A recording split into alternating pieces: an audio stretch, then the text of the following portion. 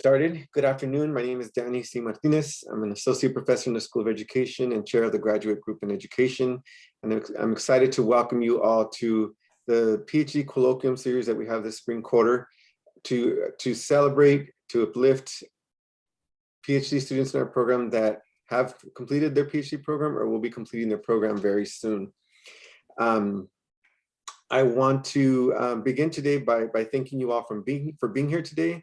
I know that we have folks from the School of Education. We have folks from the larger UC Davis campus, particularly support what Kaozong mentioned to me from a writing collective that she is part of. I want to welcome folks from UC Riverside, undergraduates, family, if we have family here, just welcome all to this session. I'll begin by passing it over to Professor Julia Menard-Warwick, who is a member of our graduate group in education and is chairing, is the chair of the committee for Kaozong Mouavangsou. So please welcome Dr. Julia Menard-Warwick. Hello, everybody. So yes, I have the privilege of introducing Kaozong today. It's been a really great joy to work with Kaozong over the last few years. I'm actually a professor in linguistics as well as the graduate group of education. And this is not really a linguistics dissertation at all, but it's a dissertation close to my heart because it's an ethnography which really looks at the empowerment of Kaozong's own community. So I've just learned so much from Kaozong over the years of working closely with her. I want to start by introducing Kaozong with something that she herself said at the time when she was awarded the Community Engaged Scholarship and Activism Award at UC Davis a couple of years ago. And at that time, she said, when I do my research, I'm not just collecting data. It's about me and my community and the people I want to serve. And I think that comment that Kaozong made herself really just encapsulates her whole time at UC Davis, really. Kaozong's dissertation is a striking example of the power of what could be called insider ethnography. So in documenting how Hmong students are transforming the academy by creating social and academic spaces for themselves, she's participating in what she's very aware is a paradigm shift, which is a growing paradigm shift away from deficit and damage-centered research on communities of color and towards highlighting strength, giftedness, and resilience of these communities, as she does for her own community. Kaozong, this is insider research because when Kaozong herself started as a freshman at UCD long ago, she joined this same Hmong Student Association that she's been doing ethnography on in recent years. So this has really been her community at UCD since she was very, very young. And now, of course, she's much more mature. Let's see, early in her PhD program, which was, a while after she entered UC Davis in the first place, she was in the PhD program and she began researching the same student association initially as a project for her ethnography class. And she was looking at the experience of freshmen in that organization for her ethnography class. And that initial ethnography class project became approximately 4 years of data collection within her own community at UC Davis. And she collected, as an ethnography, she collected both observational and interview data with a number of focal students who were involved with the association. And she also, as part of her dissertation, contextualizes their experience with quantitative retention data from the University Registrar's Office. So she's, it's mostly qualitative, mostly ethnographic, but contextualized with some quantitative data as well that Marcella has been helping her with particularly. And she recently sent the complete draft of the dissertation to her committee and is looking forward to graduating this summer. But I should also highlight that Kaozong's engagement on campus, as most of you probably already know, is really not limited to research. She's probably most notable for having developed and taught the very first ever Hmong Studies course at UC Davis that was in the Asian American Studies department.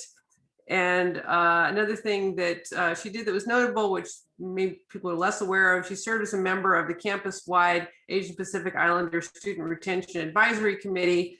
And she's also co-organized conferences for women and non-binary scholars of color on campus. So this just like just a little snippet of all of her really wonderful community service and activism, which led to her getting that award, which I mentioned earlier.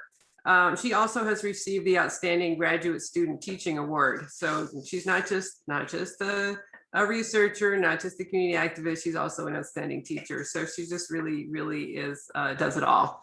And I myself, as her advisor, have just been profoundly moved through by her commitment to her own community, and not only to her own community, but to diverse students across campus.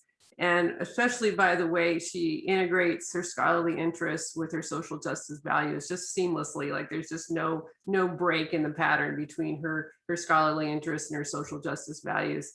And you'll see that in her presentation today, and I'm looking forward to hearing her. So I'll turn it over to Kaozong.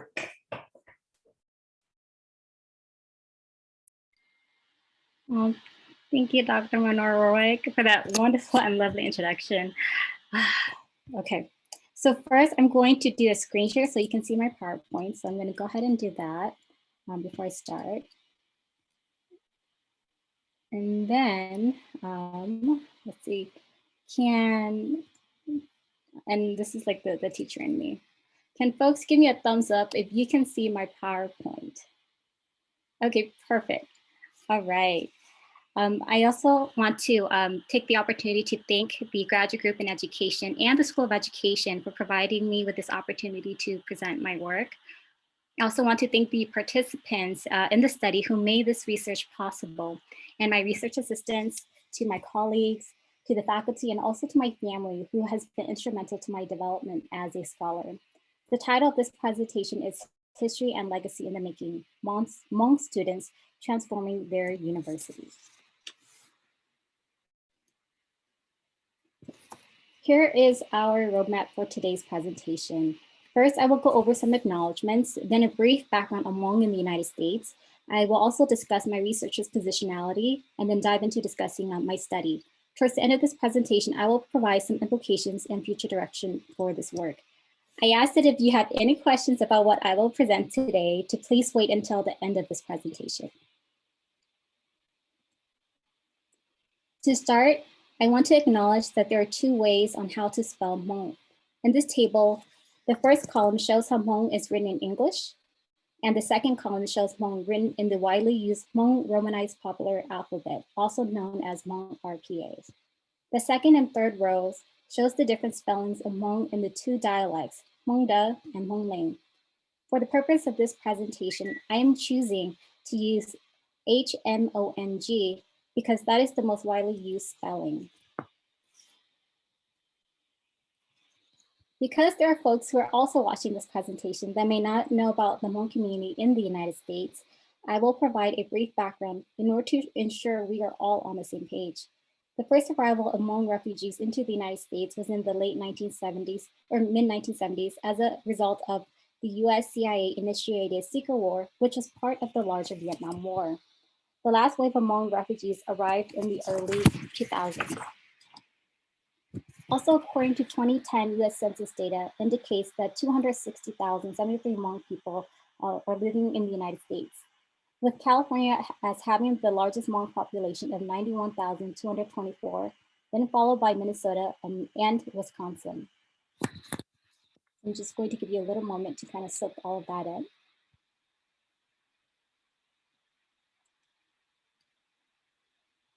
All right, so before going into my study, I want to share Dr. Delgado Benar's quote as a window into my researcher's positionality. She writes, "The academy attempts to force us to teach and conduct research as if there is no meeting place among our personal, professional, and communal identities. The narrow expectations of many academic departments," and I'm going to also, academic departments push faculty, and also I'm going to add graduate students, to divide over personal and communal. Rather than detach and compartmentalize our identities, you might think of how the trenzas or braids brings together strands of hair and weaves them in such a way that the strands come together to create something new, something that cannot exist without each of its parts. Her quote grounds me as a Hmong daughter, scholar, student, and researcher, because as I enter my study, I'm also bringing with me all of my identities. With this understanding of myself, I'm conscious about how I conduct research, write, and especially present. Knowing my positionality, both as a Hmong researcher and scholar, the purpose of my overall dissertation or the study is to really shift the deficit and damage-centered representation on narratives of Hmong students to focusing on their assets and as them as transformational agents. In order to make those shifts, these are the two research questions guiding my work. However, given this very short presentation, I will only focus on question number 2. I also want to draw question number 2, which states, how do Hmong undergraduates transform their institutional spaces and educational experiences? I also want to draw your attention to the word transform, which I have highlighted in yellow. The term transform encompasses an intentional understanding of the systemic inequity and challenges in order to transform or change their university and their educational experiences. Transform embodies both a critical consciousness and action, which I will also later discuss in this presentation.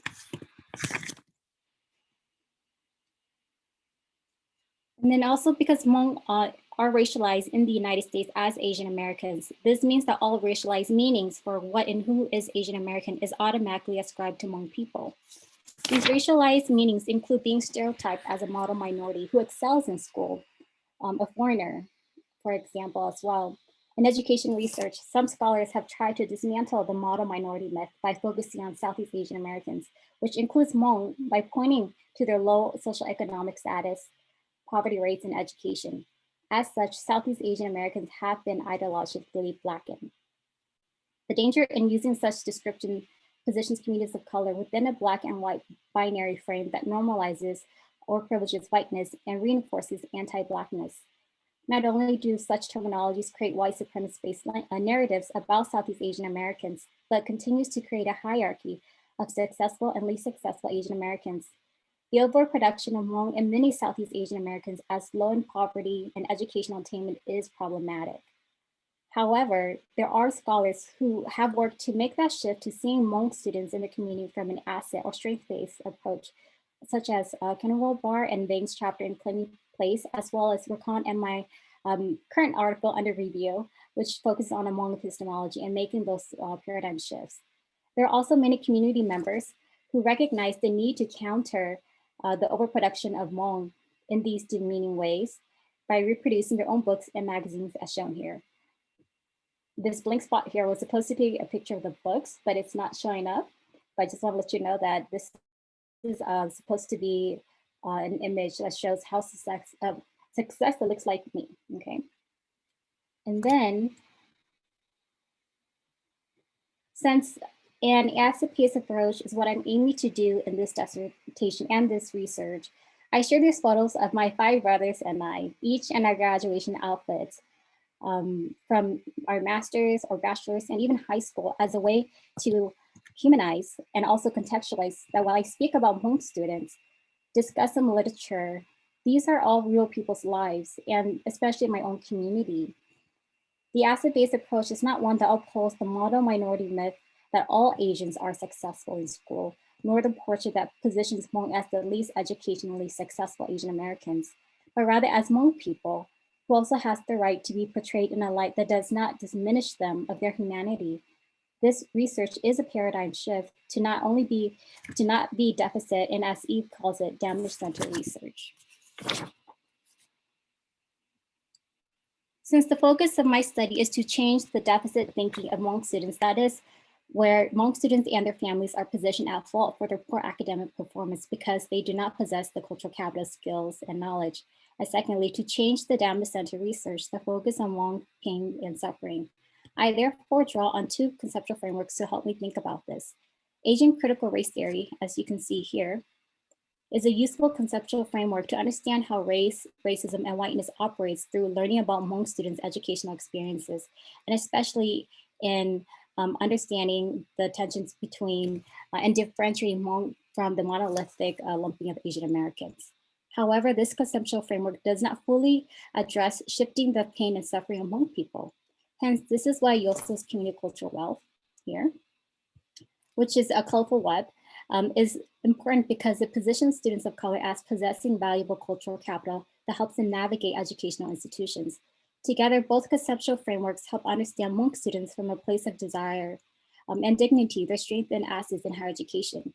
What is important to note here is for Yosel's resistance capita, right here, which knowledge and skills fostered through oppositional behavior and challenges inequity, when combined with critical consciousness, that is when students identify and understand the inequities and strive to make changes.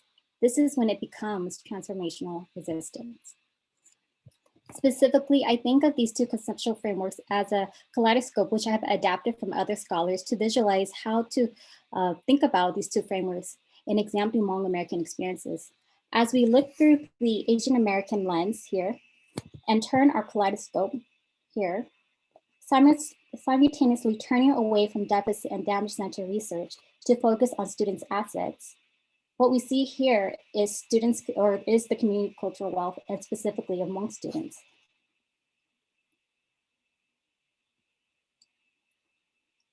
So in order to answer my research questions, I use critical ethnography because this method incorporates both ethnographic approaches, such as participant observation, reflectivities of my own positionality, along with employing a variety of different data types. Not only that, but critical ethnography also allows attending to critical theories that challenges and change the status quo in advocacy for marginalized communities. I will first describe my data collection and then the data analysis, and then provide a background on my research sites. So prior to conducting the study, as what my chair had emphasized, I had already established rapport with students from this organization through community work. However, I began to immerse myself more fully into the student organization towards the end of 2014 in order to build rapport, especially with newer students. Late May 2015 was when I obtained de-identifiable student records regarding Hmong students' educational outcomes from the university that I've given a pseudonym to call Sky University. Meanwhile, October 2016 was when I officially began collecting data in person, such as the questionnaires, interview, and participant observation. I stopped data collection in November 2017. In total, I spent about 2.5 years immersing myself with the Hmong Student Organization, also a pseudonym, and then later in the Hmong course. In order to make sense of the various types of data I had obtained, I relied heavily on my memos during the data collection, and especially in the data analysis. I first began the interviews for initial low inferences coding, like family and student organization. From then, I divided these codes into categories to make sense of the forms of what these codes mean is in terms of positive and negative associations. But building from there and memoing, I realized that while some experiences may seem negative, they actually support students' educational experiences because it serves as a form of motivation. And thinking about this, it connects back to the theory guiding this research. And so this leads me into the two research sites that I'm discussing for the purpose of this particular presentation. And so this research again took place at Sky University, which is a four-year university. And then these two research sites, the first is the Hmong Student Organization. And you can see here that this Hmong Student Organization was established in 1988, and I started to really conduct data in 2016 within the student organization. So this student organization has been established for quite some time, and it functions in a variety of ways, from creating general meetings to workshops to conferences to holding cultural events and even mentorship programs for the students at Sky University. Not only that, but there's also the second site, which is the Hmong course. And what's important to know about the Hmong course is that it was officially, it was established through a new program that was offered at the university, which I've named undergraduate student-led program. And this program allows students to design and create a class that they can teach to their peers. And not only that, but in order for the course to actually happen, the undergraduate student instructor will need to get secure faculty approval along with department sponsorship, and at least have 5 students enrolled in the course. And so now that you have a sort of a brief background on what these two research sites are, it's important for me to establish the relationship between the Hmong Student Organization and the Hmong course. Like, how are these two research sites connected? And so based on this relationship timeline that I have created, spring 2016 was the first time the inaugural undergraduate student-led course was taught and offered in the Asian American Studies and at Sky University. Winter 2017 was where the advertisement for the second Hmong undergraduate course was done in the student organization. Spring 2017 was when the second course was actually taught and offered in the Asian American Studies department. And then November 2017 was when the third advertisement for the Hmong course was done in the Hmong student organization. And what I also want to really highlight is that within these courses, or these Hmong courses, they were all taught, designed, and created by Hmong undergraduate students who are students themselves, but also former members of either former officers of the Hmong student organizations and also current members of the student organizations. Okay. And then, so this leads me into thinking about like the findings of this dissertation or the study, which is transformative resistance for Hmong space. As I noted earlier, the transformational resistance capita is both a critical consciousness and a motivation or desire to make changes. These two examples highlight the critical consciousness of students identifying the inequity or inequality in higher education. Beginning with the questionnaire participant one, they specify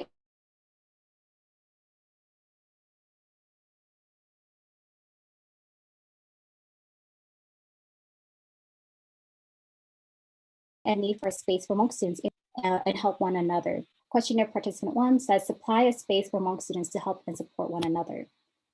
The second excerpt seen here is from Jalias regarding ethnic studies spaces, especially Asian American studies.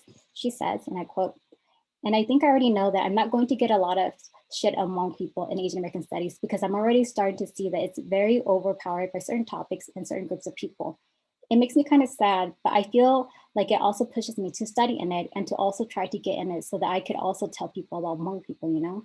But I don't know, it's hella complicated." So what's important is that while ethnic studies and Asian American studies department can be a place to learn about Asian American history, community, and their contribution to the United States, more are oftentimes marginalized within those spaces too. And so both of these examples exemplifies the inequities and availability of spaces and also curriculum within the university as a whole, and also within specific departments like Asian American studies. And so both the excerpts here are from Chow, and this is also a continuation of the transformative resistance space from Hmong space. And so Chow, just to give a brief context, was the previous TA for the inaugural Hmong course in spring 2016. She later continued on the legacy for the second Hmong course offered at Sky University. So in Chow's own words, serving as the TA for Chi, the first undergraduate instructor who designed and created this course, she understood the importance of how she herself can change her educational experiences.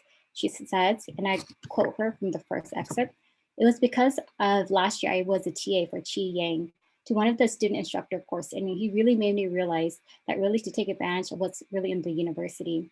This year, I really see that your college experience is really what you make of it, and you just have to find it. And I think I kind of found it this year."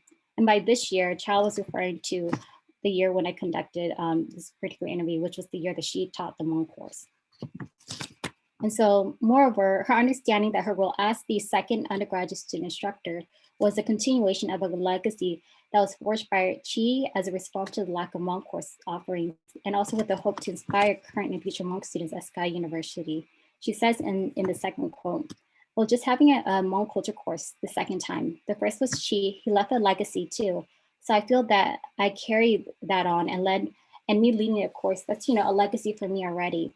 I'm really proud that we as students are able to put this out there for students. I just hope that this legacy also inspires other students and following students to come together to create a movement."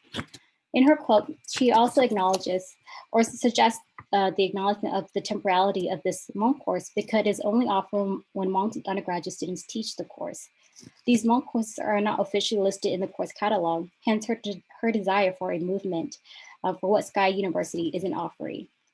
Chow's role as having been a TA and now undergraduate instructor sheds light on the students' ability to center and legitimize Hmong knowledge, history, and experiences within the courses they create. She, along with Chi, were imagining a future that values Hmong assets within the universities. Through the class, I witnessed how the class transformed her in this excerpt as having been the TA, but also her hopes to transform her students now as the undergraduate student instructor. And then in revisiting my research question, which I had posed at the beginning, which is how do Hmong undergraduates transform the institutional spaces and educational experiences? So For me, in looking at my findings, Hmong students were able to transform their institutional spaces and educational experiences through the Hmong student organization and the Hmong courses. The intrinsic relationship between the two, with Hmong students in the student organization, leading the courses, and as an avenue to transform Sky University by creating a place centering Hmongness or Hmong history. However, as mentioned earlier, these Hmong courses are temporary spaces contingent on whether students, undergraduate students, take up the role of the instructor in order for this legacy to continue. And then this leads me into the implications of the study. While I can't speak in great lengths about the various implications, this work I present to you, I only want to prioritize and focus on two, which are one, a deeper understanding of the diversity within Southeast Asian Americans, especially Hmong, both at the local, state, and national level, are crucial for equity work. How can equity work at these different levels work to support Hmong students, both at the undergraduate and graduate level? The second implication I want to discuss is the systemic change within the Asian American Studies curriculum and department to hire faculty and have courses focused on Hmong history and experiences. The students' voices who I have shared with you all here speaks about the marginalization within Asian American Studies and at Sky University as a whole. However, recognizing the limitations of what the courses offers, where students took on the charge to change that through the Hmong courses, even though the Hmong courses were temporary, they were able to create the Hmong courses, but what's important is the collaboration with faculty and departments, which are needed in order for these courses to be permanently offered. And so hence the second bullet point, which talks about systemic change within the Asian American Studies department curriculum to hire faculty and have courses on Hmong history and experiences. And while my work focuses on Hmong students, I would encourage folks to consider the lessons that can be learned and applied more broadly, because it's not only applicable to Hmong students and not only happening within the Hmong community, but also elsewhere. And then in thinking about the future directions of this work, I am again reminded of Dr. Delgado Bernard's trenza, the braiding of the self and the research that I do. I want to continue in reimagining students as critical agents from an asset-based approach and covering the different ways that they have chosen to transform the university and educational experiences. I also want to start looking at undergraduate and graduate student interactions and the community that they're involved in transforming their university.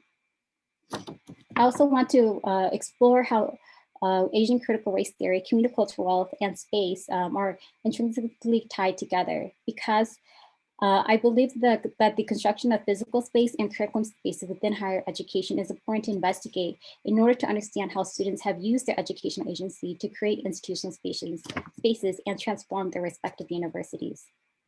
Finally, I end this presentation with a series of questions on how to push boundaries and static paradigms to reframe and reimagine student questions through the lens of strength. And then I just want to thank you all for joining me in this presentation. So I will go ahead and entertain all questions, but I would like to first prioritize students that are in this space, and then I will allow other folks to go ahead and ask questions.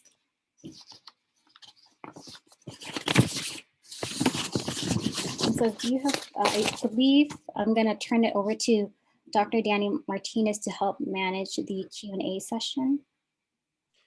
First of all, thank you, Kaozong. Thank you for your presentation, and I appreciate your signaling who you want to hear from first. So if any students want to jump in, please feel free to unmute yourself. I will additionally list who is next to ask a question.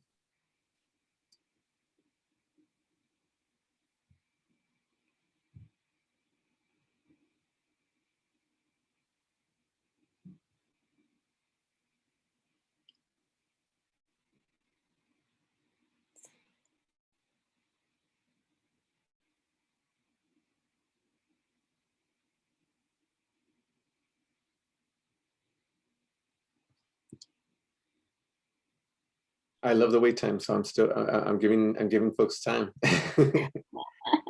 I can ask a question. Okay, go. Thank you. So Kaozong, I wondered in your research in terms of, I know you focus mostly on the students and the student-centered research, But I wondered, in terms of in your research, did you find that students would speak about how administration or about faculty, how faculty and administration could be part of the process to make these changes? And what were some of those findings from the students' responses? That's a great question. I think because I stopped my data collection in November 2017, I didn't get a chance to actually really engage with that. But that would be a great opportunity to go back. And what I would love to do, if given opportunity, is to go back and revisit the undergraduate student instructors who have taught the first, second, and also the continuation, because those undergraduate courses are still occurring now. But I would love to go back and ask those questions to the undergraduate student instructors to kind of see in what ways they would like for faculties and administrators, especially within the Asian American Studies department, to engage in their support. Because based on my findings that I have seen and through the observations, students mostly talked about a need for a movement. But I think once for example, in Chow's, because she was able to be, she was the TA for the first undergraduate course, and then serving as the undergraduate student instructor, I think that she would have wonderful insights to think about the ways in which faculty can be a part of that. One of the things which I didn't note in here was that I did also ask the students to see if they think that the Asian American Studies department would ever offer a Hmong course. And specifically with Chow, because of her unique experiences as having been the TA and also the undergraduate student instructor, it was very sad because she said to me that in her opinion, she doesn't think that the Asian American Studies department would come to offer a Hmong course out of their own will, not from the undergraduate students, but the faculties themselves initiating and creating a course that's not run by undergraduate students. She said it wouldn't be until like maybe 5 or 10 years, or maybe even longer. And so those are some conversations that I was able to have with Chow, but I would love to go back and revisit that. So thank you for your question.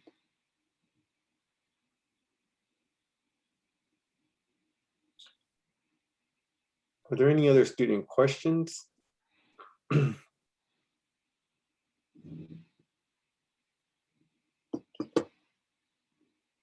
There's another question ready, Kaozong. Is it okay? Go ahead and read it, and I'm gonna, or Okay, go so ahead. I have Dr. Gloria Rodriguez has a question for you. Hi, Kaozong. So congratulations on your work. Listen, I was curious as to whether you could share a little bit more about the choices that the students made in the course, and whether you felt that the curriculum and or pedagogy and that sort of thing, whether you felt that they were connected to some of these broader equity issues. I really appreciate that you're framing it, and the kaleidoscope is a great way of thinking about these issues. That you're applying also the community cultural wealth framework. I'm curious as to whether any of those themes are taken up in the content and or pedagogy that was used in the Hmong course. Thank you for that. I first want to give credit that the kaleidoscope wasn't my idea. It was adopted from other scholars, but thank you for that. And I like you, I agree that the kaleidoscope was a wonderful representation to kind of see that the concepts come in together. In terms of the curriculum that specifically Chow had created, because I was able to sit and observe in her class and also be a participant observer. In her class, and I know I don't say this in this presentation, but in my dissertation work, I talk about the ways in which she brings in the community into her classroom space. And I really see that because there's two instances. Oh, go ahead. Oh, okay, because there are two instances. One was where there were Hmong high school students that were also, because the Hmong student organization and the Hmong course are intrinsically connected to each other. The Hmong student organization had a program where high school students can come and shadow what it's like to be a college student. And so on the day that I had observed, that particular day, there were Hmong undergraduate, not Hmong undergraduate, but there were high school students that were there in her room in her classroom, watching and observing what a college class is like, and also what it's like to center Hmong history and knowledge. And particularly for Chow's class, I also saw she didn't position herself as an authoritative, but more as a collective, learning from students, because there were also, and this is the second instance, where I saw parents that were there in her classroom, not just passively sitting and listening to what she's presenting or lecturing to the students in there, but the parents were also sharing their knowledge.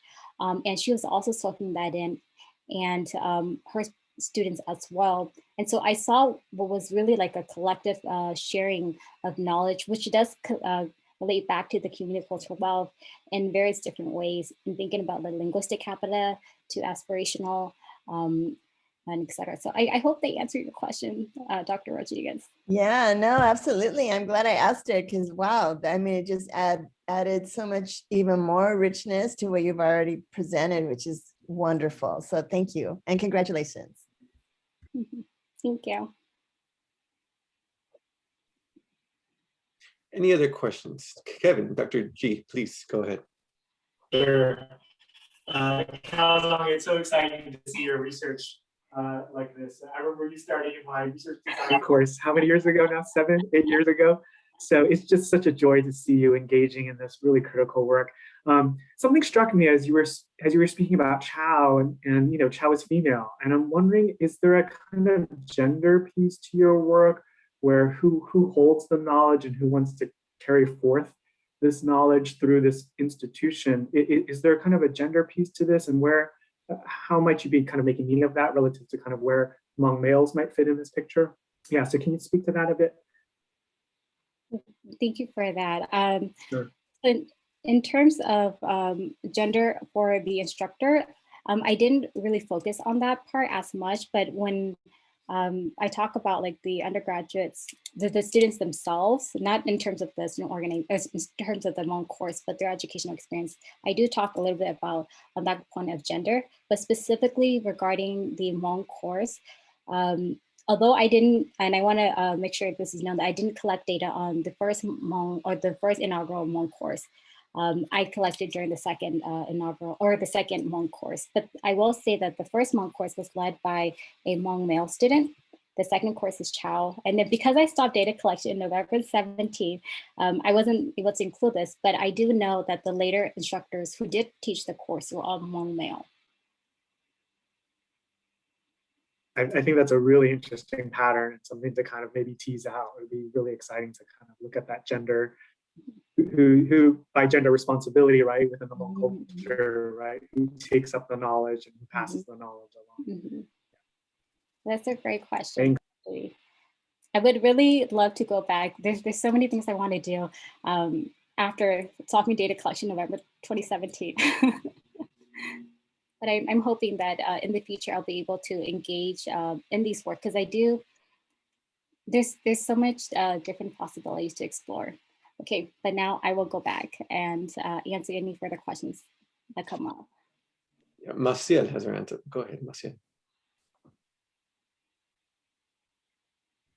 Unmute. I have to do this methodology. I still don't get it, but thank you so much for your presentation. I'm really interested in if you noticed any observations across the course of the semester, you know, the class, in terms of because you talk about critical consciousness and that being a key piece to, you know, your whole research and this particular study.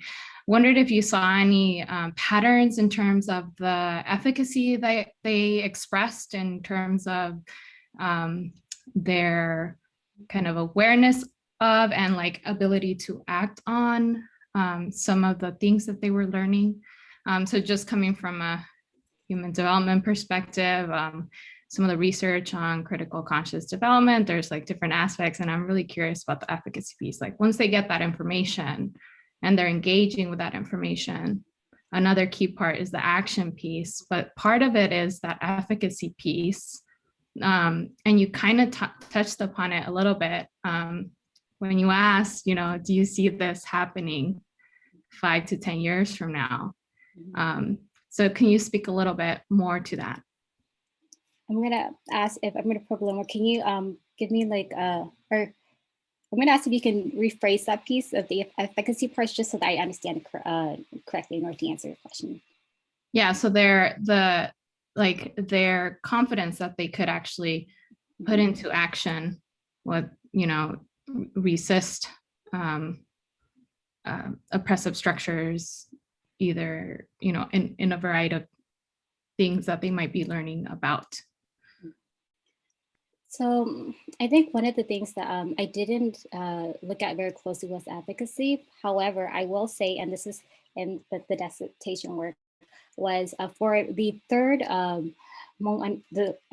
so for the upcoming the third Hmong undergraduate course, I was able to observe how the undergraduate instructor who was going to teach the third course, and what he did was he created a workshop within the Hmong student organization to serve as a way to advertise his forthcoming course, but also it was with the intention that there will be a course. There was no question about whether or not that there would be a Hmong undergraduate course. In his mind, the course will happen. It's just a matter of making sure to ensure or to engage students so that the students or the Hmong students, especially in the Hmong student organization, will be aware that this forthcoming course is happening. And so based on my observation with the Hmong undergraduate student instructors of having Hmong undergraduate courses, it was a possibility. And there was no doubt on that. So I hope they answer your question. Yeah, thank you for your insight. Mm-hmm. Kaozong, you have a question from Mo on the chat.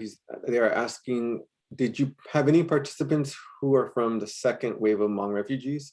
If so, did they have similar experiences and perspectives? If not, do you think they may have similar experiences?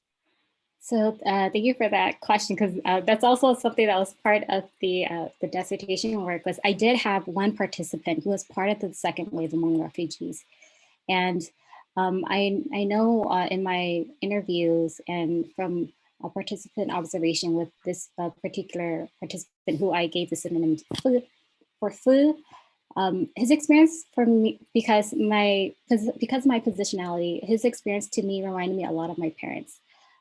Who were the first wave who were part of the wave of refugees that came to the United States, because I was born here in the US.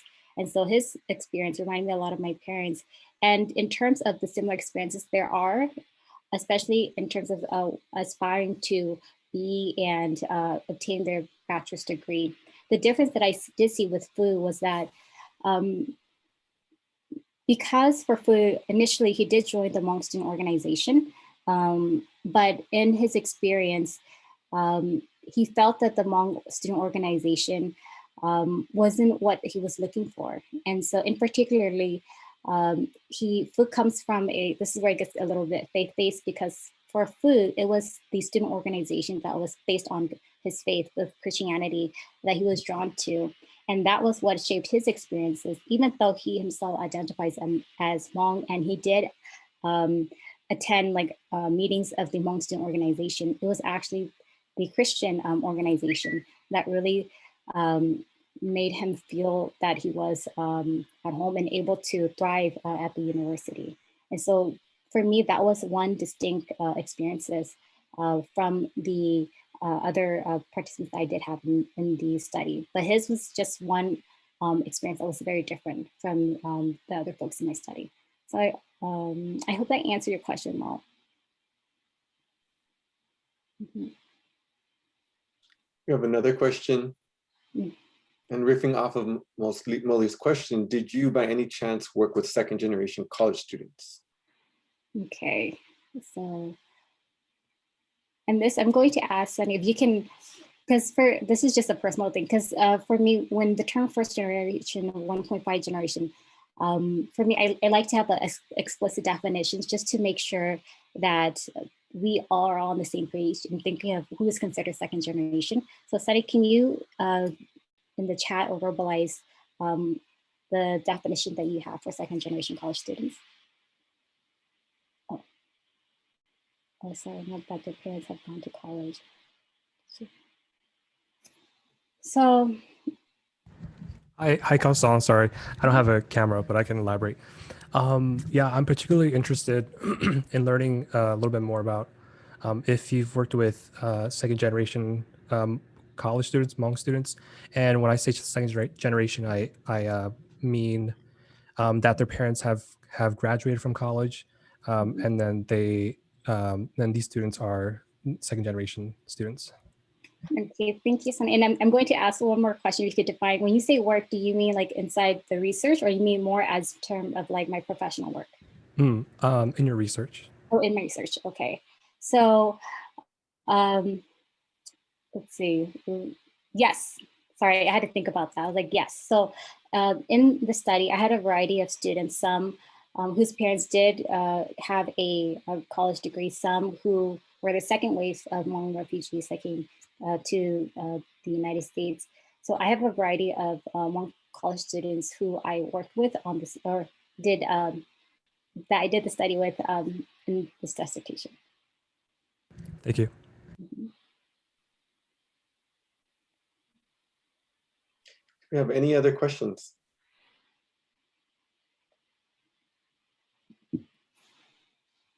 Kaozong, thank you so much for the presentation. I really appreciate your work, and just having had the opportunity to meet you during your last year. Something that you and I have kind of discussed in the past or recently was kind of like this deficit view of Hmong people. And I'm wondering if during research working with these students, if they ever had any kind of deficit view of Hmong culture, and if by participating in these courses or in these organizations that kind of shifted, like for example, being able to share the space with fellow Hmong students? That's a great question, Jami. And so this goes back to the bigger dissertation, because one of the things I love about as ethnographer, critical ethnography, is that you're able to see more of the holistic perspective, because being in as a participant observer, I was able to also be in the workshop that I was referencing earlier by the by the Hmong undergraduate student that would then teach the third Hmong course. So his name is in pseudonym Chiming. And so for Chiming, in his workshop, which I talked in the dissertation, is that he did a workshop to talk about Hmong identity and what it meant for him to be confronted with the question based on another Hmong friend that he had that recognized or noticed that he doesn't actually participate or do anything related to Hmong events or want to participate in anything that was related to Hmong at the university. And his friend pointed that out to him, which made him think and reflect, wow, I really don't care about and prioritize my Hmong community. It was in that moment that he made a shift in thinking about like what can he do and reposition himself to then went on to do this workshop and then also went on to teach the third Hmong undergraduate course. But that workshop was also, what's also really important was that one of the participants that was there in the workshop talked about how initially before coming to Sky University, they didn't really think about their Hmong culture, Hmong identity, and that wasn't something that was very important to them.